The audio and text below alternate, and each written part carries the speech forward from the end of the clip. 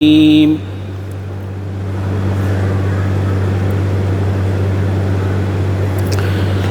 يا أيها الذين آمنوا لا تكونوا كالذين آذوا موسى فبرأه الله مما قالوا وكان عند الله وجيها. صدق الله العظيم.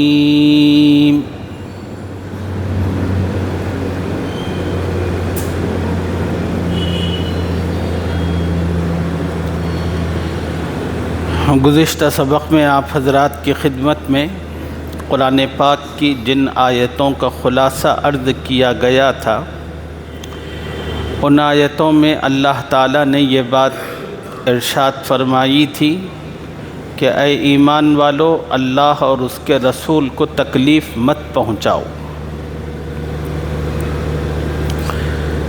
اور اللہ نے کہا جو آدمی اللہ اور اس کے رسول کو تکلیف پہنچاتا ہے اس کے لیے خدا نے دنیا میں لعنت رکھی ہے اور آخرت میں ذلیل کرنے والا عذاب تیار کر رکھا ہے۔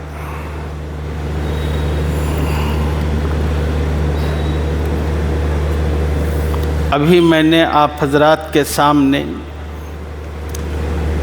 قرآن پاک کی جس آیت مبارکہ کی تلاوت کی ہے، اس آیت میں اللہ تعالیٰ نے حضرت موسیٰ علیہ السلام کو ان کی قوم سے تکلیف دیے جانے کا ذکر فرمایا ہے، اور اس ضمن میں اللہ تعالیٰ نے پھر ایک مرتبہ ایمان والوں کو نصیحت فرمائی، اے ایمان والو، تم بنی اسرائیل کی طرح نہ ہو جانا جنہوں نے اپنے پیغمبر کو تکلیف پہنچائی تھی۔ اب سوال پیدا ہوتا ہے، اللہ تعالیٰ نے حضرت موسیٰ علیہ السلام اور ان کے قوم کے درمیان کے ایک واقعے کو ذکر فرما کر جو پیغمبر کی تکلیف کا سبب اور ذریعہ بنا، امت مسلمہ کو کیوں نصیحت فرمائی؟ تو اس کا جواب یہ ہے، نبی رحمت صلی اللہ علیہ وسلم اور حضرت موسیٰ علیہ السلام کے حالات میں بڑی مماثلت پائی جاتی ہے، بڑی یکسانیت پائی جاتی ہے۔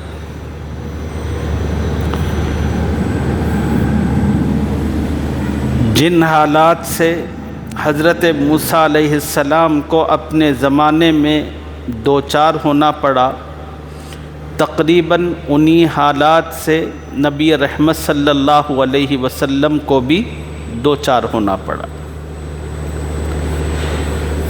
قرآن کی اس آیت میں اللہ تعالیٰ نے حضرت موسیٰ علیہ السلام کو ان کی قوم کی جانب سے ستائے جانے کا ذکر فرمایا، اور اس قوم کا ستانا موسیٰ علیہ السلام کو مختلف اعتبار سے تھا۔ پہلا اعتبار یہ تھا، بنی اسرائیلیوں کا جو اصل شہر تھا وہ فلسطین اور ملک شام تھا۔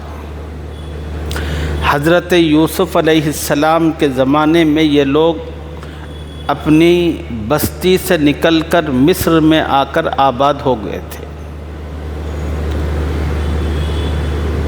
اور پھر وہیں مصر میں اللہ تعالیٰ نے فرعون کے ذریعے ان بنی اسرائیلیوں کو غلامیت میں مبتلا فرمایا تھا، اور سووں سال یہ بنی اسرائیل فرعون کی غلامیت میں تھے،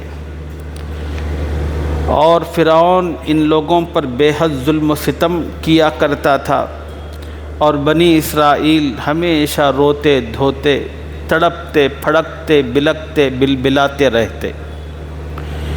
اللہ تعالیٰ کو بنی اسرائیل کی مظلومیت پر رحم آیا، خدا نے ایک لمبے عرصے کے بعد فیصلہ فرمایا کہ اب حالات کو بدلنا ہے، اور بنی اسرائیل کو فرعون کے چنگل سے آزادی دلانی ہے۔ فرعون جس کو ہم نے حکومت و سلطنت اقتدار عطا فرمایا تھا، اس نے ظلم و ستم کی حد اور انتہا کر دی، اور حتیٰ کہ اس نے اسی حکومت کے بل بوتے پر خدائی کا دعویٰ کر بیٹھا۔ اللہ تعالیٰ نے اس کے لیے سیدنا موسیٰ علیہ السلام کی پیدائش فرمائی، اور ان کے ذریعے اللہ تعالیٰ نے تمام بنی اسرائیلیوں کو فرعون کے چنگل سے نجات دلائی، اور تمام بنی اسرائیلیوں کو خدا نے سمندر کے اندر ڈبو کر غرق کر دیا، اور بنی اسرائیلیوں کو نجات عطا فرمائی۔ جب بنی اسرائیلیوں کو فرعون اور اس کی قوم سے نجات ہو گئی تو اللہ تعالیٰ نے حضرت موسیٰ علیہ السلام پر وحی نازل کی۔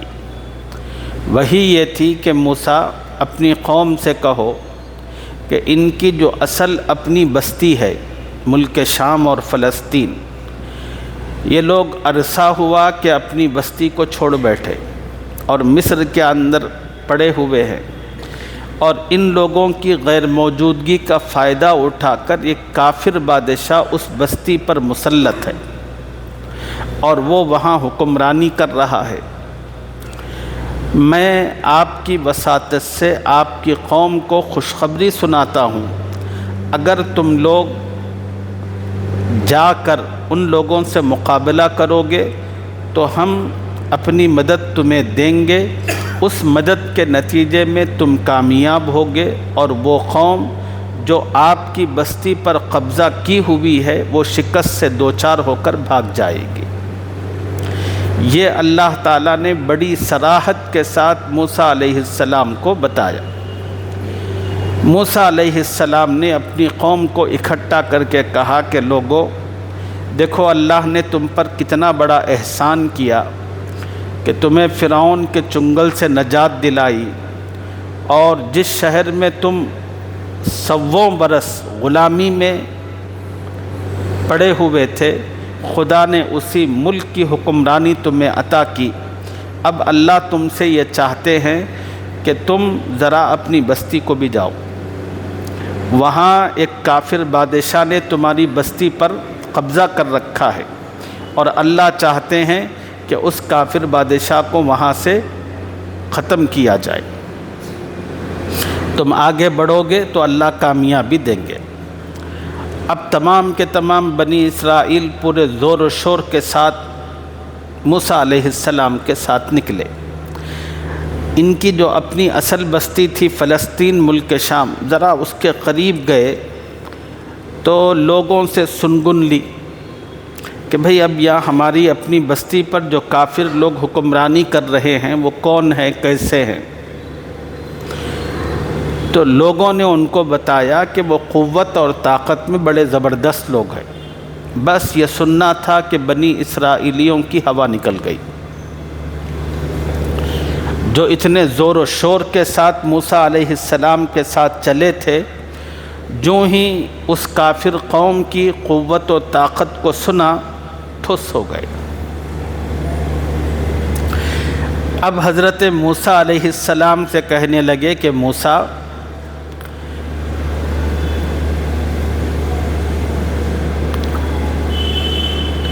اِنَّا لَن نَدْخُلَهَا أَبَدًا مَا دَامُوا فِيهَا، جب تک وہ قوم بستی میں رہے گی ہم بستی کے قریب بھی نہیں جائیں گے۔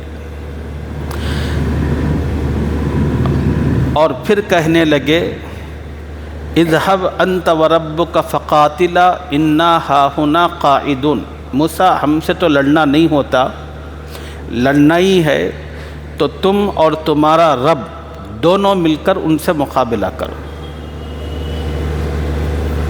ہم یہاں بیٹھ کر تماشا دیکھیں گے۔ انا ہاہنا قاعدون۔ حضرت موسیٰ علیہ السلام کو قوم کے اس جواب سے بے انتہا دلی تکلیف ہوئی۔ حضرت موسیٰ نے کہا ارے پاگلو، بے وقوفو، جس خدا نے تم پر اتنے احسانات کیے اور تمہیں فرعون کی غلامی سے نکالا، مصر کا تمہیں خدا نے حکمران بنایا، مزید احسان یہ ہے کہ اللہ تعالیٰ نے تم لوگوں کے لیے اپنی مدد کا وعدہ کیا، پیشگی، تمہیں خوشخبری سنائی، تم آگے بڑھو، اللہ تمہیں کامیابی دیں گے۔ خدا کے اتنے سارے وعدوں کے بعد، اتنی ساری بشارتوں کے بعد تم لوگوں کا یہ جواب، یہ طرز عمل۔ موسیٰ علیہ السلام کا دل بڑا کھٹا ہوا، بہت تکلیف۔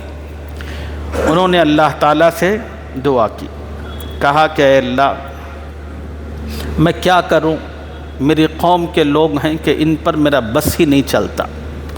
بس میرا ایک بھائی ہے ہارون، میں چاہوں تو اس کو مار سکتا ہوں، پکڑ سکتا ہوں، وہ میرا بھائی ہے، سوال و جواب کر سکتا ہوں، لیکن باقی جتنی میری قوم ہے میں تو کچھ بھی نہیں کر سکتا۔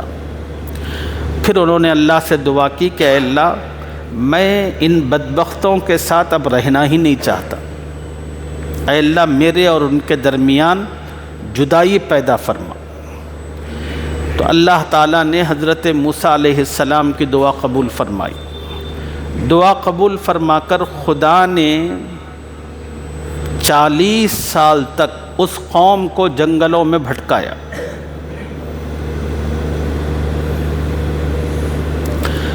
ایسا بھٹکایا ان لوگوں کو راستہ ہی نہیں ملتا تھا۔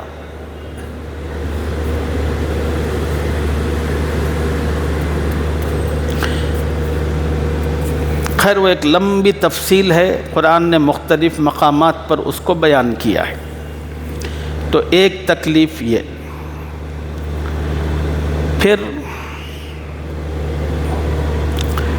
حضرت موسیٰ علیہ السلام کے بارے میں آتا ہے کہ وہ بڑے حیادار آدمی تھے، اور ہر پیغمبر میں حیا کوٹ کوٹ کر بھری ہوتی ہے۔ موسیٰ علیہ السلام بھی بڑے حیا والے آدمی تھے۔ ان کی جو قوم تھی بنی اسرائیل، بڑی بدتمیز تھی، بڑی بے حیا تھی۔ یہ لوگ سمندر میں پانی نہاتے تھے تو ننگے نہاتے تھے، سب کے سب۔ مگر موسیٰ علیہ السلام کا معاملہ یہ تھا کہ یہ کسی آڑ میں ہو کر، پردہ رکھ کر موسیٰ علیہ السلام نہاتے تھے۔ جب موسیٰ علیہ السلام اس طرح کا اہتمام کرتے تھے تو قوم نے موسیٰ علیہ السلام پر الزام تراشی کی، کہنے لگے کہ موسیٰ کو لگتا ہے بڑی بیماریاں ہیں، موسیٰ کو بڑی بیماریاں ہیں، وہ اپنی بیماریاں قوم سے چھپانا چاہتے ہیں۔ کوئی کہتا تھا کہ موسیٰ علیہ السلام کو برس کی بیماری ہے، جسم پہ سفید چٹے چٹے ہیں، اور موسیٰ علیہ السلام نہیں چاہتے کہ میرا راز لوگوں کو پتہ چلے، اس لیے وہ چھپ کر نہاتے۔ بعض مردودوں نے کہا کہ حضرت موسیٰ علیہ السلام کو ایک ایسی بیماری لاحق ہے جس کے نتیجے میں پوتے جو ہوتے ہیں شرمگاہ کے، وہ موٹے ہو جاتے ہیں۔ لوگوں نے کہا کہ موسیٰ کو وہ بیماری لاحق ہے۔ مختلف لوگ مختلف باتیں۔ اب آپ اندازہ اور تصور کرو کہ وقت کے پیغمبر کو کتنی اذیت اور تکلیف ہوئی ہوگی قوم کی ان باتوں کو سن کر۔ تو حضرت روایات میں آتا ہے کہ ایک مرتبہ حضرت موسیٰ علیہ السلام حسب معمول پانی نہانے کے لیے تنہائی میں پردے کے ساتھ اپنے کپڑے اتارے اور ایک پتھر پر رکھا، نہانا شروع کیا۔ اب وہ نہا کر کپڑے لینے کے لیے آئے تو خدا نے پتھر کو حکم دیا کہ چل۔ اب وہ پتھر دوڑنے لگا۔ موسیٰ علیہ السلام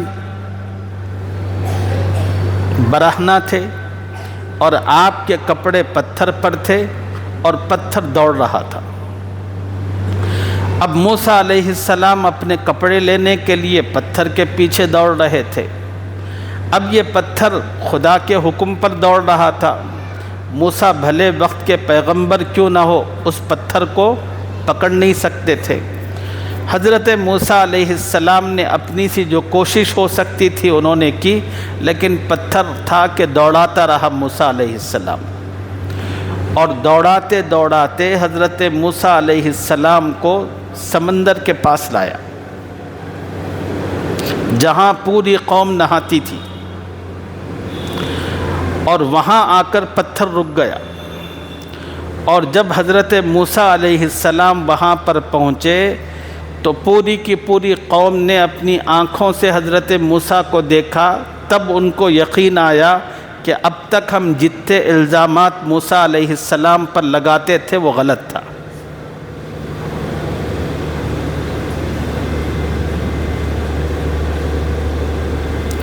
موسیٰ علیہ السلام کو کوئی بیماری نہیں تھی، یہ حیادار آدمی تھے، اور حیا کی وجہ سے یہ پردہ کیا کرتے تھے۔ تب لوگوں کو پتہ چلا۔ اللہ تعالیٰ نے حضرت موسیٰ علیہ السلام پر زکوٰۃ کا حکم نازل فرمایا۔ کہا کہ موسیٰ اپنی قوم کے مالداروں کو یہ حکم سناؤ۔ موسیٰ علیہ السلام نے اپنی پوری قوم کو اکٹھا کیا، بالخصوص مالداروں کو مخاطب کر کے کہا کہ لوگوں، اللہ تعالیٰ نے زکوٰۃ کا حکم دیا ہے، خدا کا مطالبہ ہے کہ تم اپنے مالوں کی زکوٰۃ نکالو۔ اب جتنے اس قوم کے مالدار لوگ تھے، اور ان میں سب سے بڑا ایک مالدار تھا قارون، اس نے موسیٰ علیہ السلام کی بات سنی زکوٰۃ کے بارے میں تو جذبذ ہو گیا۔ وہ باہر نکل کر لوگوں کو اکٹھا کر کے کہنے لگا کہ موسیٰ زکوٰۃ کے بہانے سے ہمارے پیسے کھانا چاہتے ہیں۔ اس قسم کی گھٹیا باتیں بکواس کرنے لگا۔ اب چونکہ قارون کو خدا نے دولت بھی بہت دی تھی اس مردود کو، اور اس کی زکوٰۃ بھی بہت بنتی تھی، اور مال کی محبت خدا نے اس کے دل میں اتنی رکھی تھی کہ وہ مکھی چوس تھا۔ وہ اپنی دولت زکوٰۃ کے نام پر بھی نکالنے کا روادار نہیں تھا۔ اب موسیٰ نے حکم سنایا تھا تو اب اس کو بڑی چڑ ہو گئی تھی موسیٰ علیہ السلام سے۔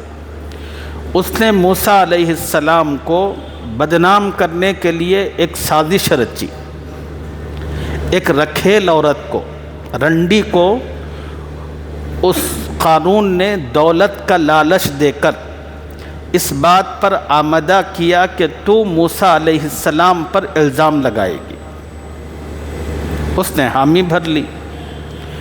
موسیٰ علیہ السلام ایک دن بنی اسرائیل کو جمع کر کے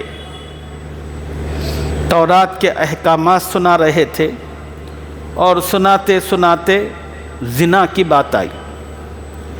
موسیٰ علیہ السلام نے کہا کہ بھئی جو زنا کرے گا اس کے لیے یہ سزا ہے۔ قارون اسی موقع کی طاق میں تھا۔ اس نے کہا موسیٰ علیہ السلام سے، حضرت تھوڑی دیر کے لیے رک جائیے۔ موسیٰ علیہ السلام نے پوچھا کہ بھئی کیا بات ہے؟ قارون نے کہا مکاری کے ساتھ، ذرا یہ بتائیے کہ یہ جو اللہ کا حکم ہے یہ صرف عام جنتا کے لیے ہے یا خود پیغمبر کے لیے بھی ہے؟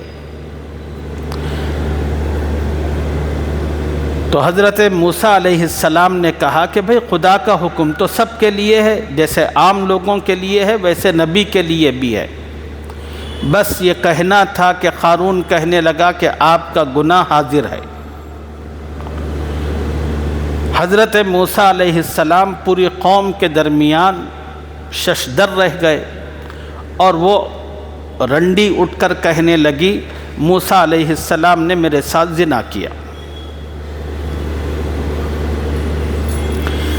اب موسیٰ علیہ السلام ایک جلالت والے پیغمبر تھے، ایک رنڈی نے پوری قوم کے درمیان اس گھٹیا الزام کے ذریعے آپ کی کردار کشی کی تو آپ تصور کرو کہ وقت کے پیغمبر کے دل پر کیا کیفیت بیتی ہوگی اگر اس طرح کا معاملہ میرے اور آپ کے ساتھ ہو اور ہم نے حقیقت میں جرم بھی کیا ہوگا اور چار لوگوں کے درمیان خدا اگر ہماری عزت کی چادر اتار دے تو آدمی کے پر کیا کیفیت ہوتی ہے۔ وہ تو وقت کے پیغمبر تھے، آپ سوچو کہ ان کو کتنی تکلیف ہوئی ہوگی۔ تو حضرت موسیٰ علیہ السلام نے اس رنڈی عورت کو، بازاری عورت کو اسی مجمع میں خطاب کر کے کہا، میں تجھے اس اللہ کی قسم دے کر پوچھتا ہوں، بتا جس خدا نے بنی اسرائیل کو سمندر پھاڑ کر نجات عطا فرمائی اور جس خدا نے اپنی قدرت سے فرعون اور اس کی قوم کو بدترین ہلاکت سے دوچار فرمایا، بتا کیا میں نے تیرے ساتھ زنا کیا؟ موسیٰ علیہ السلام کا چہرہ غصے سے سرخ تھا اور آپ انتہائی بلند آواز سے اس عورت سے مخاطب تھے۔ موسیٰ علیہ السلام کی اس جلالت کو دیکھا تو اس عورت پر تھر تھری طاری ہوئی، خدا نے سچائی لائی اس کی زبان پر اور اس نے کہا، حضرت آپ بالکل پاک باز اور پاک دامن ہے، مگر اس بدبخت قارون نے مجھے دولت کا لالچ دے کر اس بات پر مجبور کیا کہ میں آپ پر الزام تراشی کروں۔ حضرت موسیٰ علیہ السلام اپنی پاکیزگی سننا تھا اور قارون کی اس بھیانک سازش کو جانا تو سیدھے سجدے میں گر گئے اور اللہ تعالیٰ سے دعا فرمائی کہ اے اللہ، جس نے میرے کردار پر گھناؤنی سازش رچی، اے اللہ ان کو تو سخت ترین سزا سے دوچار فرما۔ تو اللہ رب العزت نے حضرت موسیٰ پر اسی وقت وحی نازل کی، موسیٰ زمین کو ہم نے تمہارے لیے مسخر کیا ہے، جو حکم کرو گے زمین اس کو پورا کرے گی۔ حضرت موسیٰ علیہ السلام نے سجدے سے سر اٹھایا، زمین سے کہا کہ قارون کو اپنے اندر جکڑ لے۔ فوراً زمین نے قارون کو ٹخنوں تک زمین نے پکڑ لیا اور وہ زمین کے اندر اتر گیا۔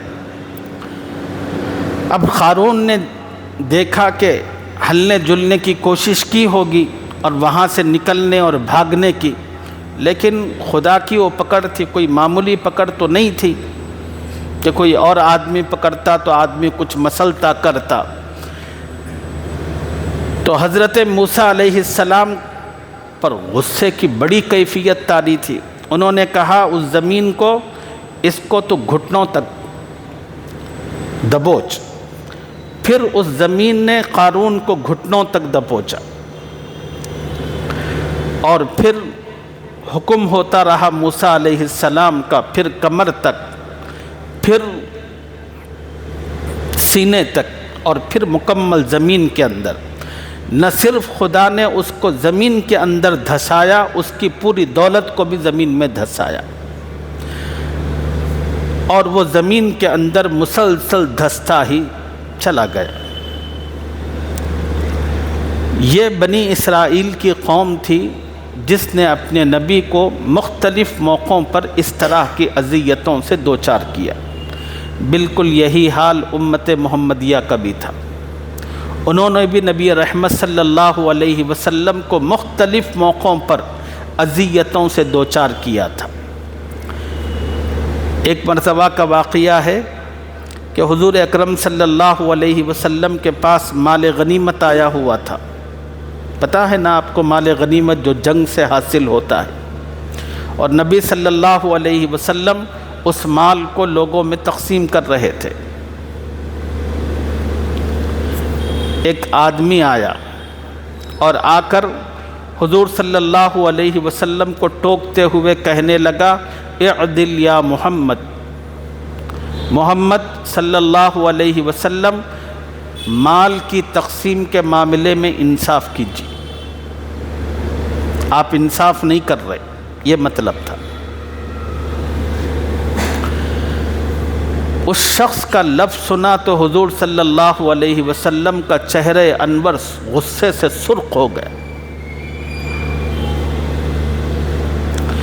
حضور صلی اللہ علیہ وسلم نے اسی وقت کہا اللہ موسیٰ علیہ السلام پر رحم فرمائے کہ انہیں اپنی قوم کی طرف سے بے حد اذیتیں مختلف موقعوں پر پہنچائی گئی اور انہوں نے ان اذیتوں پر صبر کیا۔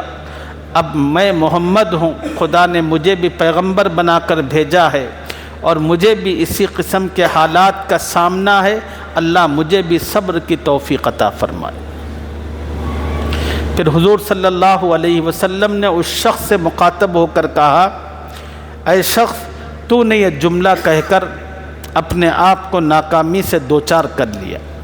اور پھر نبی نے فرمایا اگر دنیا میں محمد انصاف نہیں کرے گا تو پھر کون کرے گا؟ دنیا میں اگر محمد ہی انصاف نہیں کرے گا پھر اور کون کرے گا؟ پھر حضور صلی اللہ علیہ وسلم نے صحابہ کو مخاطب کر کے کہا کہ لوگوں یہ جو شخص ہے اس کی نسلوں سے اللہ تعالیٰ ایسے لوگوں کو پیدا کریں گے جو دین سے ایسے نکلیں گے جیسے تیر شکار میں نکلتا ہے۔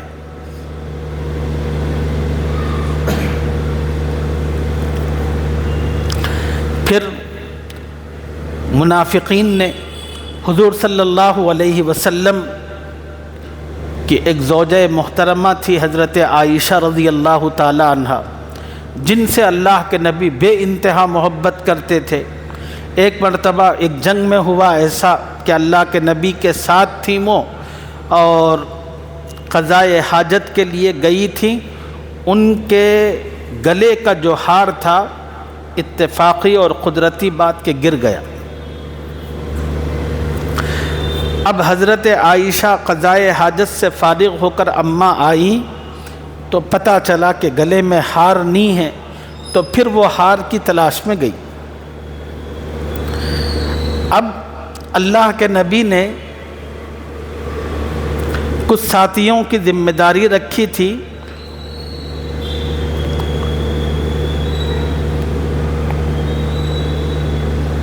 ان کا جو خیمہ بنا ہوا تھا اس خیمے کو اونٹ پر رکھنے کی۔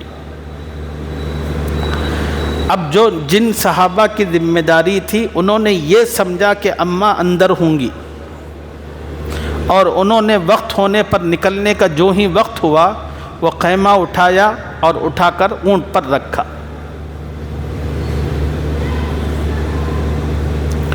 اب وہ اونٹ چل پڑا اور اللہ کے نبی صلی اللہ علیہ وسلم بھی یہی سمجھتے رہے کہ عائشہ ہمارے ساتھ ہے۔ اللہ کے نبی صلی اللہ علیہ وسلم یہاں سے نکل کر جب اگلی منزل پر پہنچے، وہاں پر آپ نے پھر سب لوگ رک گئے، تو اس وقت اللہ کے نبی صلی اللہ علیہ وسلم کو پتہ چلا کہ اماں جان موجود نہیں ہے۔ اب دوسری طرف ہوا کیا، اماں تو ہار ڈھونڈنے کے لیے گئی تھیں، جب واپس آئیں تو دیکھا کہ قافلہ نکل چکا تھا۔ جس درخت کے پاس ان کا خیمہ لگا ہوا تھا وہیں پر بیٹھ گئی۔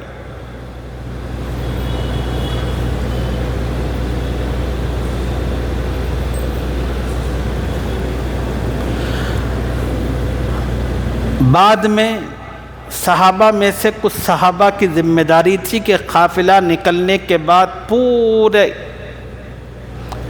ماحول کا اچھی طرح جائزہ لینا، کوئی چیز کسی ساتھی کی گری پڑی موجود ہو تو وہ لے کر پھر آگے آنا، یہ بھی ذمہ داری تھی۔ اب جو وہ جائزہ لینے کی جن حضرات کی ذمہ داری تھی وہ جائزہ لیتے ہوئے درخت کے پاس آئے تو اچانک ان کی نظر اماں جان پر پڑی، تو فوراً ان لوگوں نے سبحان اللہ اس طرح کا جملہ کہا۔ پھر ان حضرات نے اماں جان کو ایک خیمے پر اونٹنی پر سوار کروایا اور کروا کر اماں اس پر چلتی رہیں، وہ دونوں بیٹے تھے وہ پیچھے پیچھے پیچھے پیچھے چلتے ہوئے آ رہے۔ پھر حضرت عائشہ رضی اللہ تعالی عنہ آ کر حضور صلی اللہ علیہ وسلم سے ملی۔ اب جو منافق تھے ان کو ایک بہترین موقع ہاتھ آیا، انہوں نے اماں جان کے پاکیزہ دامن کو داغدار کیا۔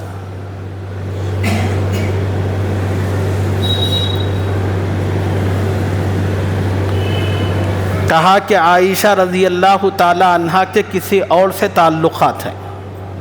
اب آپ سوچو نبی رحمت صلی اللہ علیہ وسلم کے دل پر کیا گزری ہوگی۔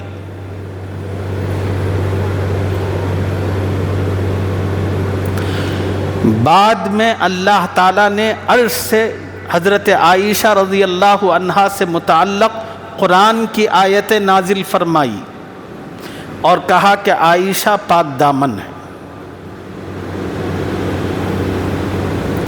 پھر کچھ منافقین نے جب اللہ تعالیٰ نے اپنے نبی کو 4 نکاحوں سے زیادہ کی اجازت دی تو منافقین نے واویلا کرنا شروع کر دیا، نعوذ باللہ محمد صلی اللہ علیہ وسلم ہوس پرست ہیں۔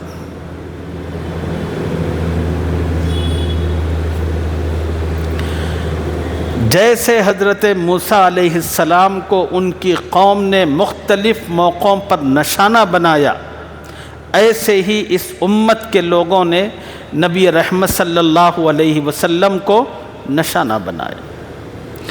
اس میں منافقین تھے، کافرین تھے، اور خود قرآن میں سینکڑوں مقامات پر ہے۔ اور کافر جو ہے حضور صلی اللہ علیہ وسلم کو کبھی جادوگر کہتے، کبھی ساحر کہتے، کبھی نعوذ باللہ مجنون اور پاگل کہتے، اس قسم کی باتیں، اور نبی علیہ السلام کو اذیت دی جاتی۔ قرآن کے اندر پہلے پارے میں موجود ہے، جب اللہ تعالیٰ نے قرآن پاک کی یہ آیت نازل فرمائی، یا ایھا الذین آمنوا لا تقولوا راعنا وقولوا انظرنا واسمعوا وللکافرین عذاب علیم۔ جب یہ آیت نازل فرمائی، جتنے منافق یہودی تھے وہ حضور صلی اللہ راعنا کے معنی آتے ہیں آپ ہماری رعایت فرمائیے۔ راعنا کے معنی کیا ہے؟ آپ ہماری رعایت فرمائیے۔ تو صحابہ کی عادت تھی کہ حضور صلی اللہ علیہ وسلم کی خدمت میں آتے تو صحابہ حضور صلی اللہ علیہ وسلم کی خدمت میں ادب سے عرض کرتے، راعنا یا رسول اللہ صلی اللہ علیہ وسلم، آپ ہماری کمزوری پر ترس کھا لیجئے، ہماری طرف توجہ فرمائیے۔ اب یہ لفظ تھا قرآن میں، یہودیوں کو بہترین موقع ملا، وہ تو ذلیل قسم کے لوگ، اس لیے کہ کچھ مکھیاں ایسی ہوتی ہیں، آپ شہد، پھل، پھول چاروں بھی چیزیں رکھ دیں لیکن وہ ان چیزوں پر نہیں لپکتے تو وہی ہیں جہاں پر گندگی ہوتی ہے۔ ان یہودیوں بدبختوں کا بھی یہی حال تھا۔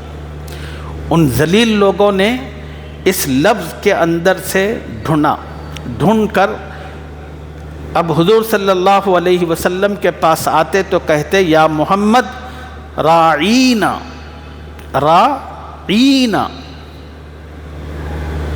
عین کے بعد یا کا اضافہ، یا محمد راعینا۔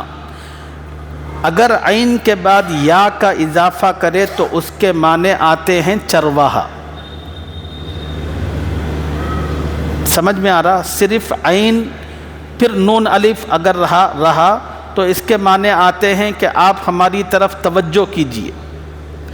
اگر عین کے بعد یا کا لفظ بڑھا دیں راعینا کہہ کر تو پھر اس کے معنی بنتے ہیں چرواہا۔ تو اب یہ یہودی حضور صلی اللہ علیہ وسلم کو آ کر اپنی زبانیں مروڑ کر کہتے تھے، راعینا، راعینا، اے چرواہے، نعوذ باللہ۔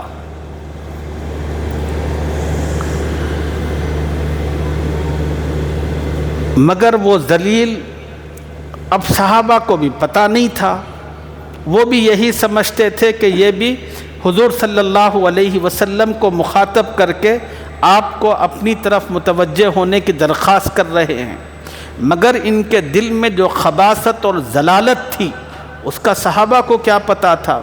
اس کا پتہ تو خدا کو تھا۔